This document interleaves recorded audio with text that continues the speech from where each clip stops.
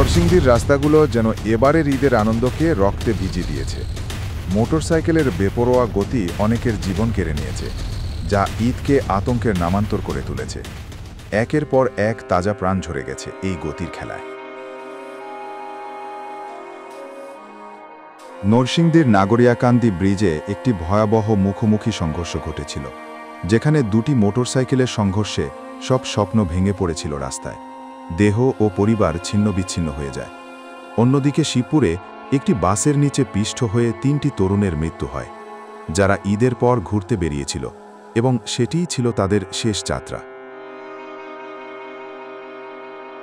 এই দুঃখজনক মৃত্যুর পেছনে একটি ভয়ঙ্কর সত্য রয়েছে, আর সেটা হলো বেপরোয়া গতিতে গাড়ি চালানো।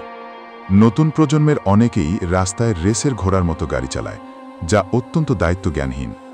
দ্রুতগতির মোহে তারা ভুলে যায় যে একটি ভুলের কারণে কোনো মায়ের বুক খালি হয়ে যেতে পারে, অথবা কোনো বাবার শেষ ভরসাটুকু হারিয়ে যেতে পারে।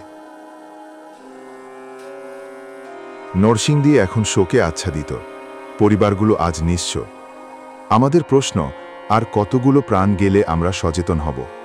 কত কান্না শুনলে আমরা প্রয়োজনীয় ব্যবস্থা নেব? এই তরুণরা আর ফিরবে না, কিন্তু তাদের মৃত্যু যদি আমাদের ঘুম ভাঙাতে পারে, তবে হয়তো আরও কিছু প্রাণ বাঁচানো সম্ভব হবে। এখন সময় এসেছে কঠোর পদক্ষেপ নেওয়ার, প্রশাসনের, অভিভাবকদের এবং আমাদের সবার।